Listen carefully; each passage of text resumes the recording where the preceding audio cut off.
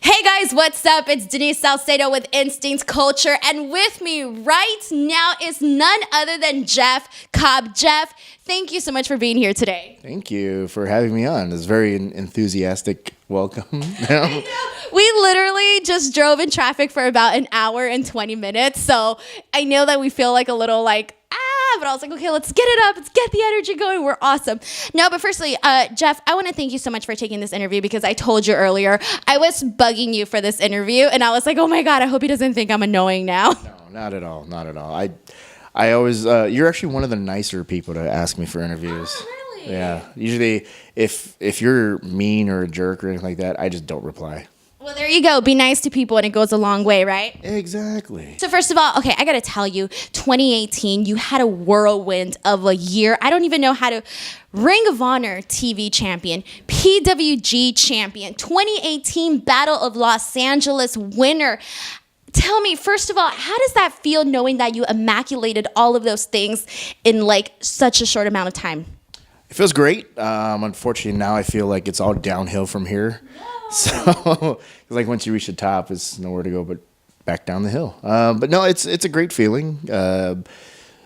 Was not expecting all this, but it's very overwhelming at first. Finding out I was going to win the Bola. Well, Bola was the first one. I was like, oh my gosh, Bola. And then the Ring of Honor Television Championship, and then the PWG World Heavyweight Championship, and holy Jesus.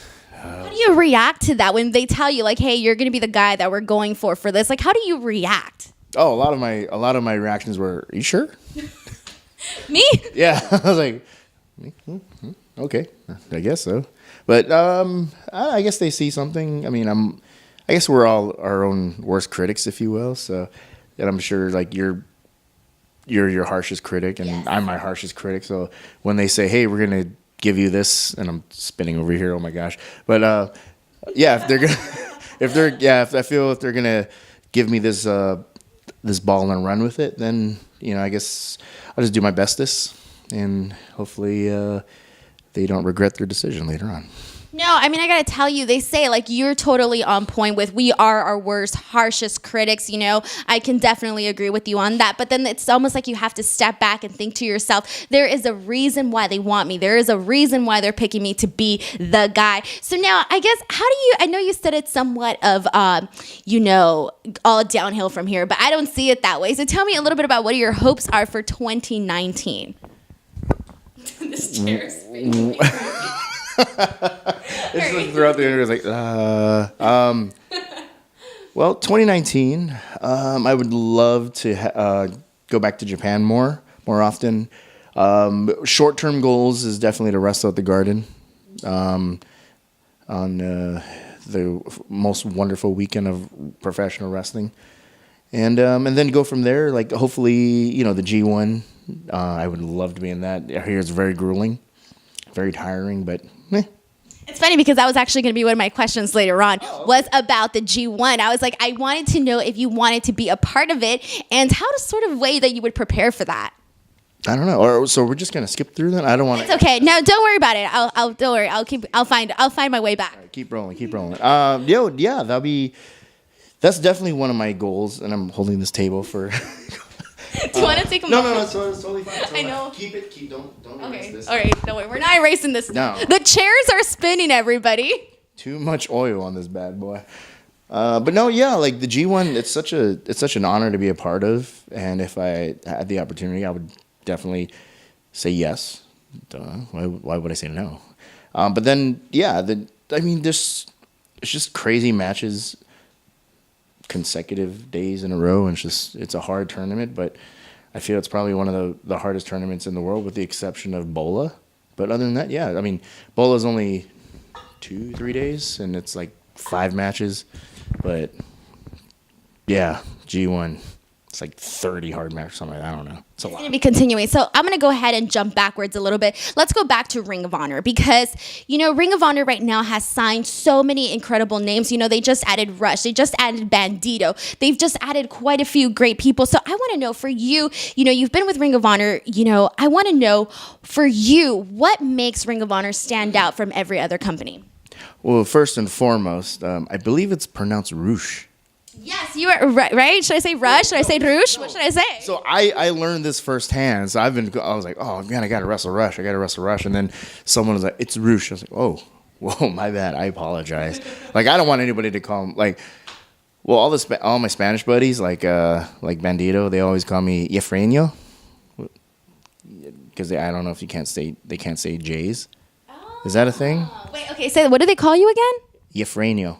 Efraño. Oh, okay. So I don't know, like they don't say, yeah, they say like jalapeno, not jalapeno. So okay. Or jelly. Not yelly. They say yelly. Yeah, because there's no J's in the Spanish language, is there? I should know that. I really should know that. It's so bad. I'm the Chafa Mexican. There you go. Send your anger mails to this address below. No, but what was it? Oh, sorry. I totally went a different route on the. I brain farted. So I guess my question to you is, what makes Ring of Honor special to you, especially as someone that decided to go with them as one of the people for your career? Oh well, so I've been following Ring of Honor for a while. They've always have like if you look at like the best wrestlers in the world, like in WWE or New Japan or whatnot, they've all gone through Ring of Honor. So it feels like it's a great place to be, and I'm happy that I'm there right now.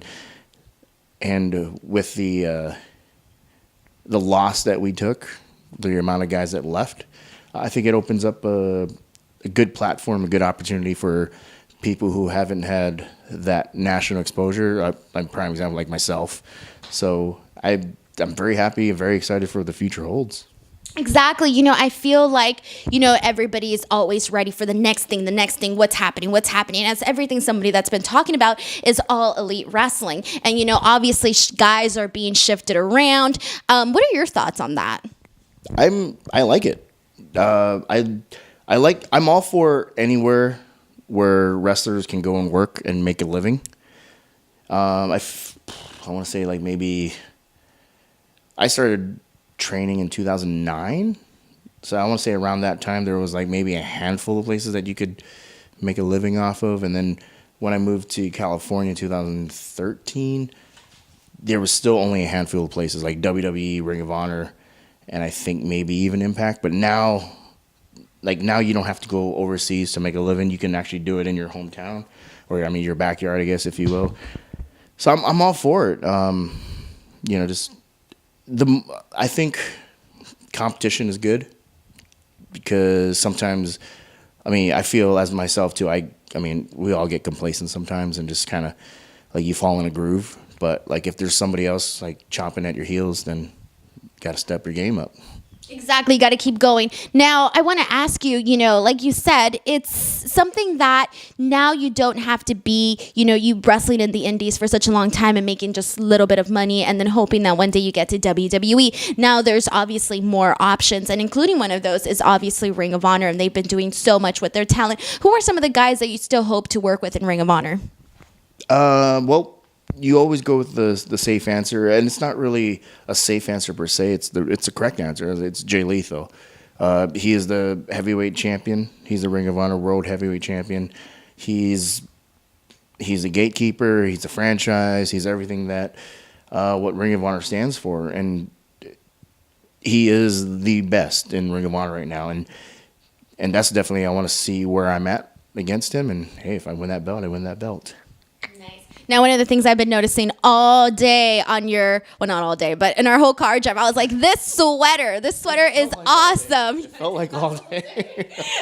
This sweater here with the New Japan insignia is absolutely cool. So, obviously, thanks to the relationship with Ring of Honor and New Japan, your opportunities have expanded. They have grown. You have been able to do so much with New Japan. And then speaking of one of those things that you were able to do was in San Francisco, you were able to have a marquee match against Hiroki Goto. How did that feel for you? Well, some people complain like there's so many multi-man matches or tag matches on New Japan shows. Like stop complaining. Because like when they do it for a reason. Like a lot of the guys in the multi-man matches are feuding with each other, so they want to get them together. And it's when there is a singles, like a one-on-one match, it does mean a lot. And I was very fortunate and really honored to have one of those one-on-one matches on one of their biggest shows of the year. So yeah, it was awesome, and it was in my backyard, if you will, because I was the All Pro Wrestling Heavyweight Champion at the time.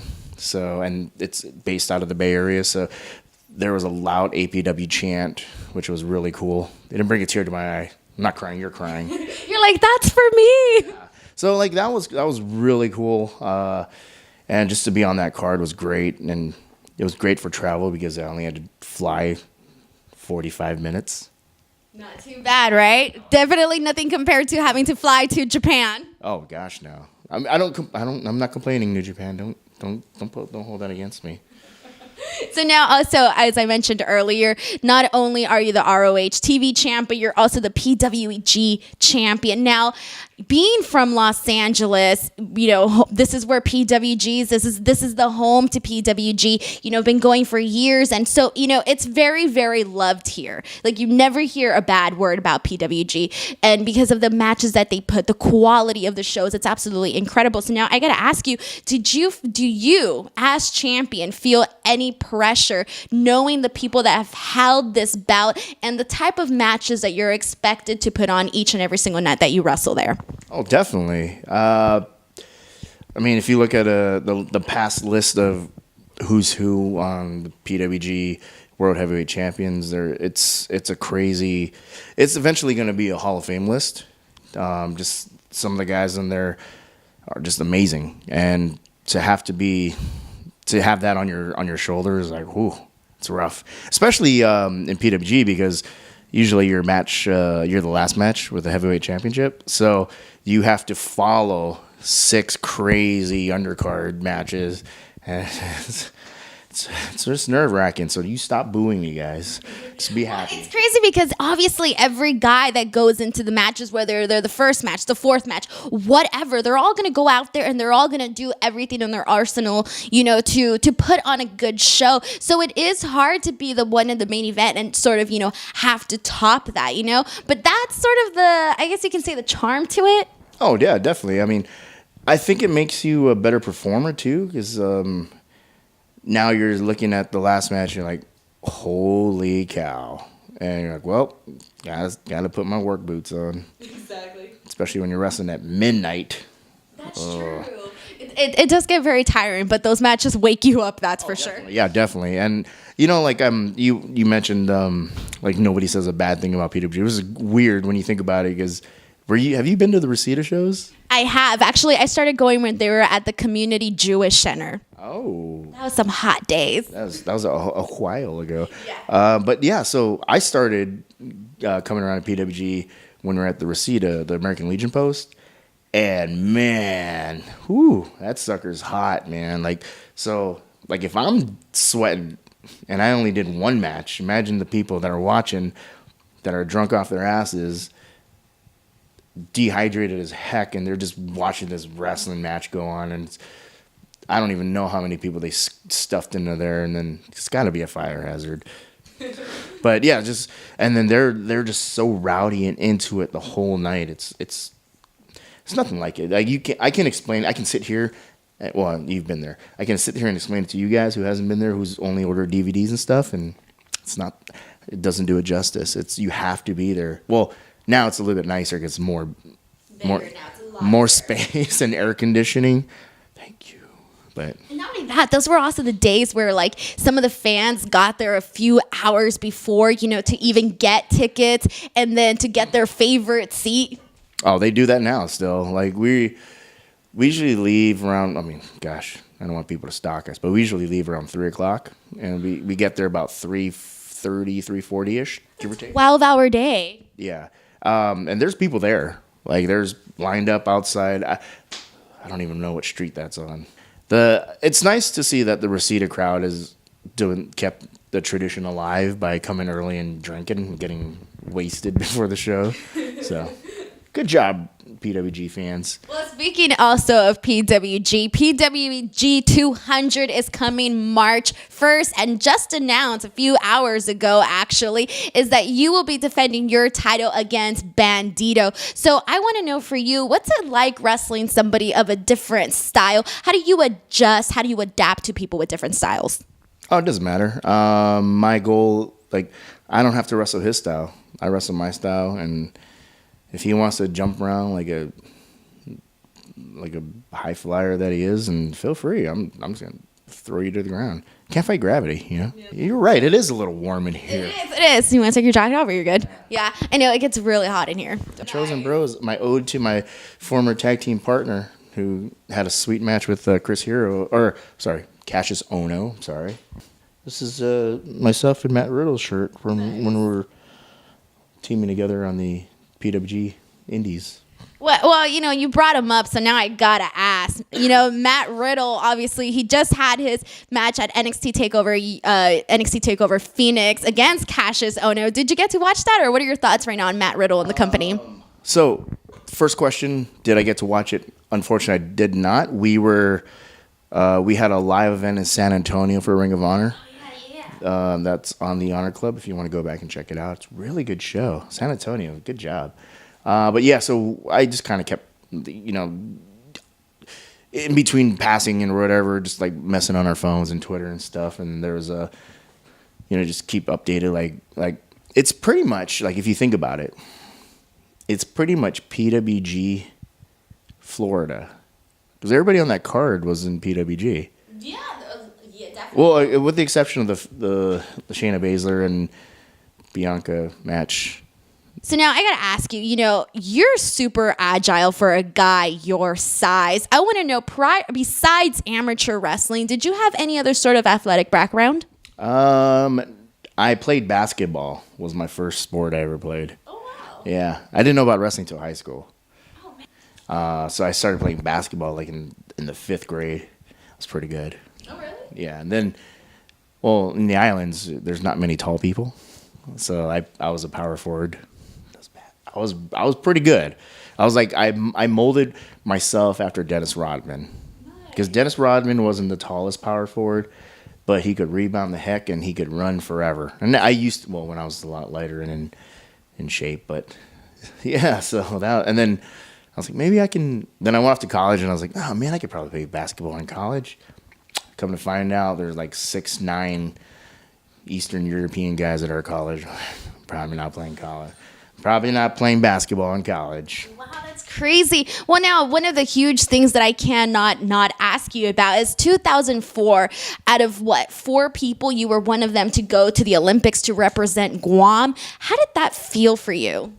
It was great. To be honest, like my heart was into pro wrestling. Like I have always, I mean, I say this in multiple interviews and I've also said it at my WWE tryout that Bill DeMott laughed like a little girl at. I signed up for amateur wrestling because I thought it was pro wrestling. I was a dumb kid. I showed up like I saw a flyer that said wrestling. I said, oh my God, it's my calling. And I saved up all my allowance or whatever I had up. I'd go get a physical. Bought some wrestling shoes that cost like $95. I showed up to my first day of practice. I'm like, you're like, what is this? It's like, where's the ring? There's all these, there's a mat on the ground and all these guys in singlets and shorts and a t-shirt. I was like, what the heck am I doing? And I stuck with it because I spent all my money on the shoes. So you're like, when am I going to come up with my gimmick? When do I get my fancy, colorful gear? Where do I get my robe? What's happening here? It's like, where do I choose my entrance song? Yeah, there you go. But did you ever think that you would become so incredible at amateur wrestling? You know, considering that you were going in thinking it was something else? Well, I think it was like a natural thing for me. I just picked up on it pretty quick. So I think I think it was in the stars. So now I want to know. Okay, so we're talking about you being, in the Olympics and all of that. So now I want to know, as an Olympic wrestler, so many Olympic wrestlers like Daniel Cormier, Henry Cejudo, they've decided to go into MMA. I know you said that you were a wrestling fan and that's what you wanted to do, but did you ever at some point consider MMA? No. Not once at all. No. Well, I wouldn't say no, but I also don't. I've been punched. I think I've been in a fight 2 times in my life, and actually they were both in elementary school, and I got punched. I remember specifically. We were sitting down listening to a teacher talk, and I don't know what it was about, but if you see pictures of me younger, I was like I was small, but I was a good. Can I curse on here? You can definitely curse. I was a good shit talker. I was bomb. And then this one classmate I knew, like we were just talking shit to each other, and then I guess I got him to the boiling point, and he punched me one time, like, bah! And then I cried. No. I think this is in the 2nd grade. Horrible. I don't even remember the kid who punched me, but yeah. And it's funny because you see you in the ring, and you would never think that little you got punched and cried. I was like, well, I guess my shit talking skills was phenomenal at a young age, and then it was like, beep, waterworks started. He got in trouble for punching me, but oh man, that was rough. So I'm guessing MMA is completely out of the question in the future as well. Yeah, I don't like when I look at the weight classes. Ooh, no.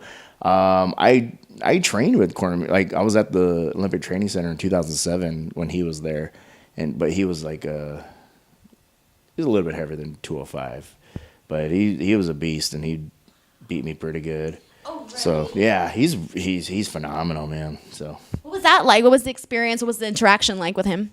Well, this was 2007, but this was a time when he used to have trouble making weight. Not anymore, which is great because I guess now it's a totally different regime than amateur wrestling where you're not starving yourself, but whatever. But he was just making the weight just pissed him off, and I guess he took it out on me.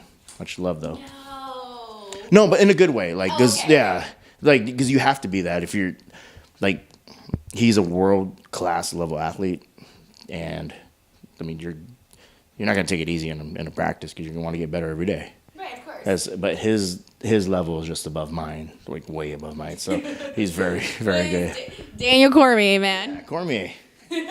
So now, obviously, speaking of, I want to know, for you, what has been sort of the best advice that you have been given in terms of your wrestling career? Either someone in wrestling or not in wrestling that has helped guided you in your career?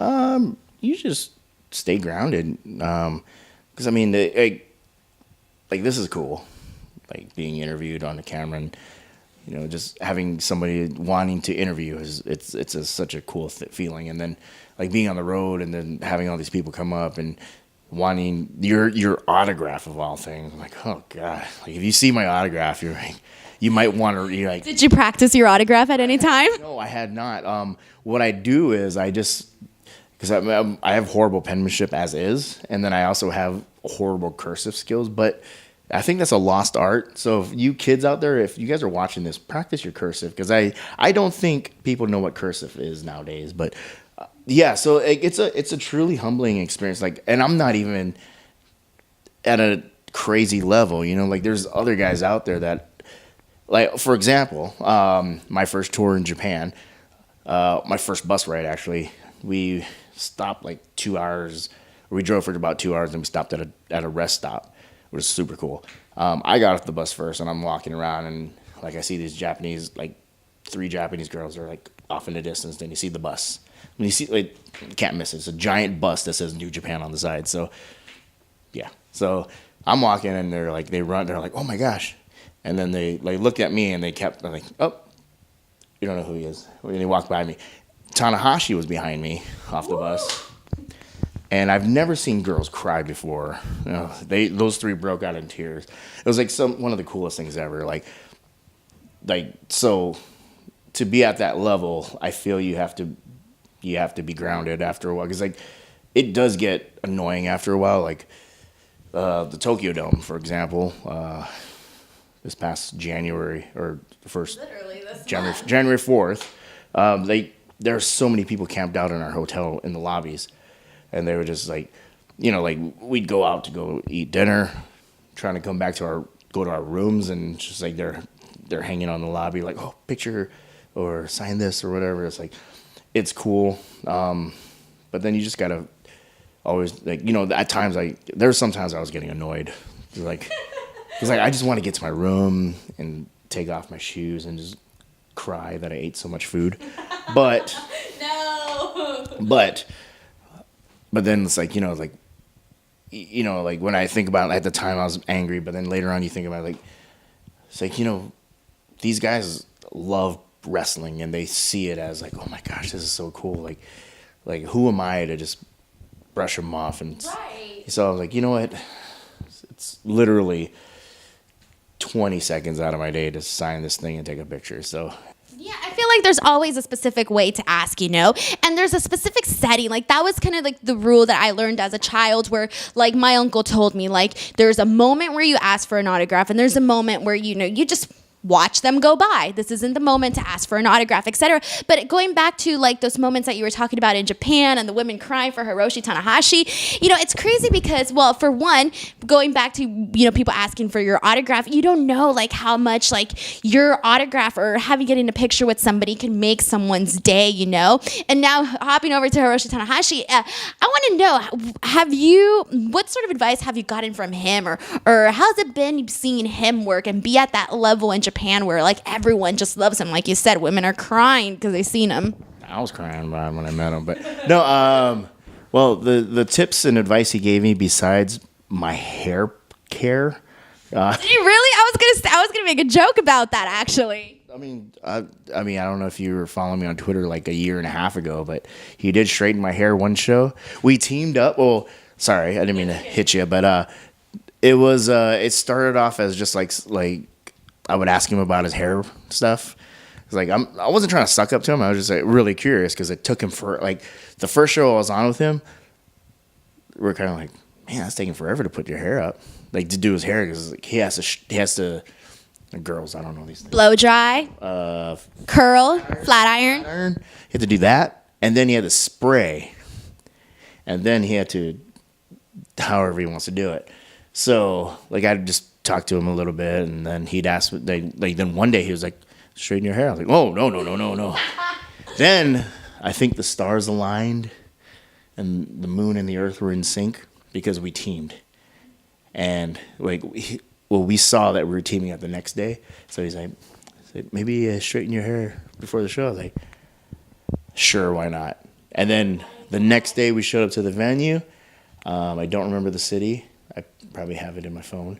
But yeah, he said, straighten your hair. And I was like, I can't back out now, man. This is the ace of New Japan. And if he's saying, I want to straighten your hair, because I don't think he does that to a lot of people. So Tanahashi, if you're watching this, thank you very much. Appreciate your love and support. And yeah, now mind you, I didn't put as much, or he didn't. Obviously, he's going to make his hair look way better than mine because he is Tanahashi. So like maybe he kind of half-assed my hair. I don't know, but it was amazing. Like, oh, when he was doing my hair, I felt so cool. I was like, this is glamorous right now. Oh man, I sat there. I was like, this is the man right here. This dude is doing my hair. Like, awesome. How many people can say that? Really? I know. I was like, man, for me, Hiroshi Tanahashi and AJ Styles have the best hair. Like, they have better hair than me, man. It's crazy. There was a time when people were making fun of AJ's hair. Yeah, because they had like the Dora haircut. Because they were jelly. Exactly. Like, his hair blows in the wind, man. It's incredible. So now I want to hop on over to the reason why you're here in Los Angeles is because tomorrow night or tonight, whenever you're watching this video, New Japan is having their new beginning show. So tell me a little bit about how you feel getting these opportunities to work with New Japan at the same time that they're expanding into the United States.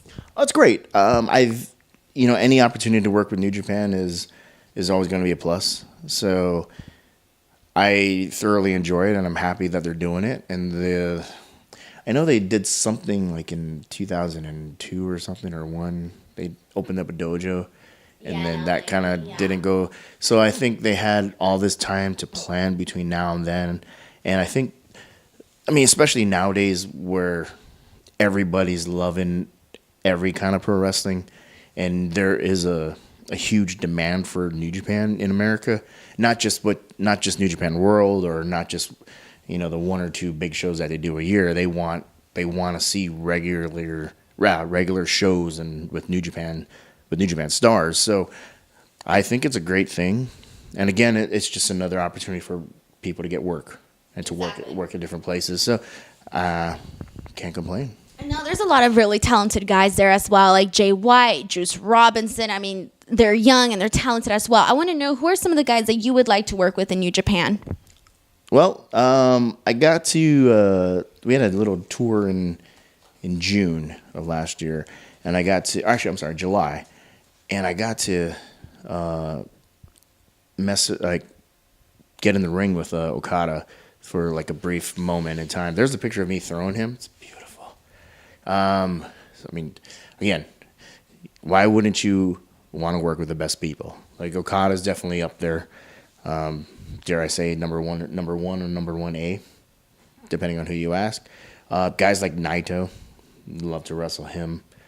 So anybody on the roster, like, New Japan doesn't hire junk people. Mm-mm. They hired me. So like, anybody on the New Japan roster is definitely worth wrestling, I think. No, I want to know now, you know, obviously, like you said, you got a brief moment to work with Okada. I mean, everything Okada does in the ring is just absolutely spectacular. Even the way that, I don't know how to explain it, the way he is too, like person-wise in the ring is very interesting. How was it working with somebody the likes of him, you know, compared to other people that you have worked with? Oh, it's great. Like I mentioned, like we didn't really have too long of an interaction. Because at that time I was this is right before the show in San Francisco, so it was the tour right before that. So actually, it was June. Dang, I'm so bad with memory. But so it was one of those things where it's like we didn't have too much interaction, so we didn't spend too much time together. But I mean, we do hang out, or like everybody hangs out and like backstage, so it's really cool. That's awesome. He's a weirdo. I'll just take that for what it is, right? Okay, you're kidding. I was gonna say, really? Should we get into that? Yeah. Awesome. All right, well, He's cool. Jeff, honestly, thank you so much for coming here and doing the interview. Now, before you go, I am gonna torture you a little bit, though. Oh. All right, cool. Yes, this is what's going to happen now. We are going to do a rapid fire segment with Jeff Cobb. So how it goes is we have 10 questions. You answer fast, whatever comes first to your mind, and we go from there. Ready? All right. Stretch. Stretch it out. Okay, let's rock and roll. All right, question 1. Favorite local dish from Guam? Anything barbecued. Favorite country to wrestle in? Amateur or pro? It doesn't matter. Oh, Japan. First impression of Japan? Clean. How do you handle language barriers? Pretend. Favorite wrestler growing up? Hulk Hogan. Favorite opponent? My bro, Matt Riddle. Best thing to do on long flights? Sleep or movies? Guilty pleasure snack?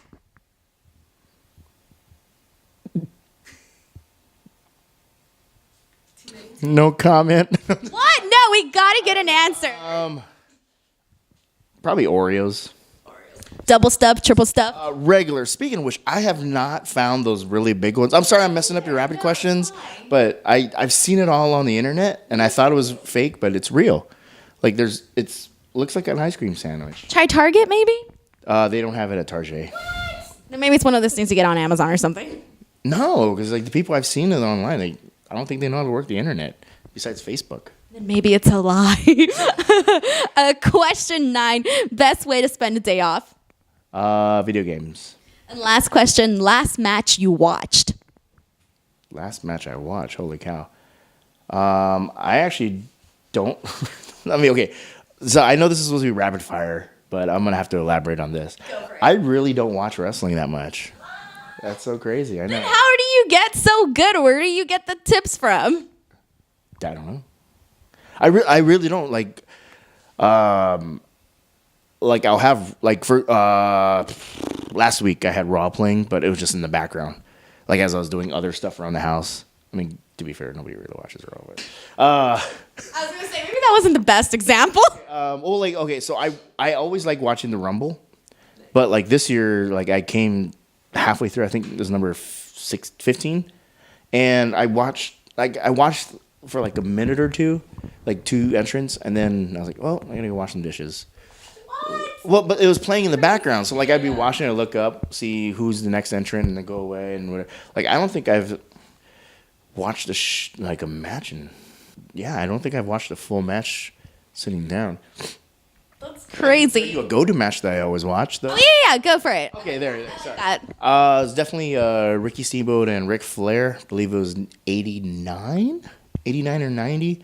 Chi-Town Rumble when Steamboat beat Flair in Chicago. So you said that was your go-to match that you like to watch? Yeah, that's a great match. Nice. Awesome. Two thumbs up. I was like, that's a 1. But how many stars though? I'm not good at that's not my thing. I can't give it stars. Do you ever look to see like how many stars your matches got? Do you care about that? No, because I've actually hung out with Meltzer a lot because he lives in San Jose and I used to live in Sacramento, so whenever I'd had sushi with him a few times, but I know he always gives me 5 stars.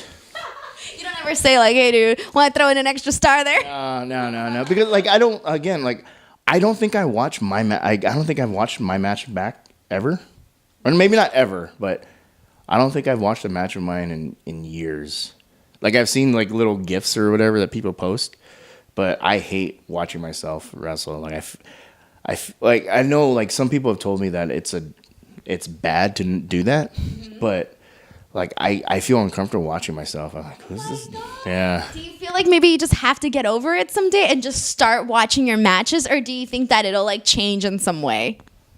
I don't know. I just don't like watching myself on. That's crazy. Well, I like watching your matches, so I'll be there. I'll relay it back to you. Thank you. I'll be like, good job today. Jeff, thank you so much for coming here today, honestly. Before you go, where can people find you on social media? Do you have a Pro Wrestling Tee stores, any of that? Are you going to plug it, like, underneath me? Yes, this will all be in description box. Find me on Twitter, and then the Twitter will pop up. Oh, man, that's awesome. Okay, so you can find me on Twitter at Rio Jeff Cobb, because there's some there's a lot of Jeff Cobbs on Twitter. Really? Yeah. Like fake accounts or like other people named Jeff Cobb? Like other people named Jeff Cobb. Okay. So I was like, I kind of want to message him like, hey, I'm the only one that matters. Well, I have Rio Jeff Cobb, so. Facebook fan page. Sorry, I don't know why I slurred a little bit.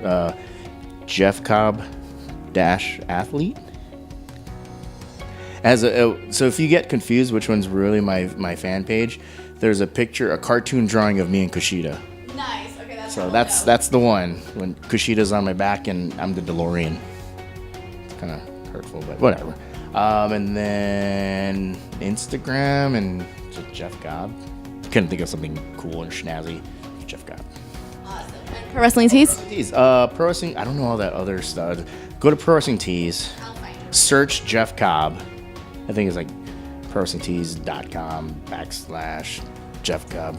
All the links will be posted up in the description box below. Guys, first of all, Jeff, again, thank you so much for being here today. And for everybody watching, thank you guys so much. I hope you guys enjoyed this interview. As always, don't forget to give this video a like, subscribe to the channel for more, and in the comments below, let me know what you guys thought about this interview. And until next time, I'll see you guys later. Bye!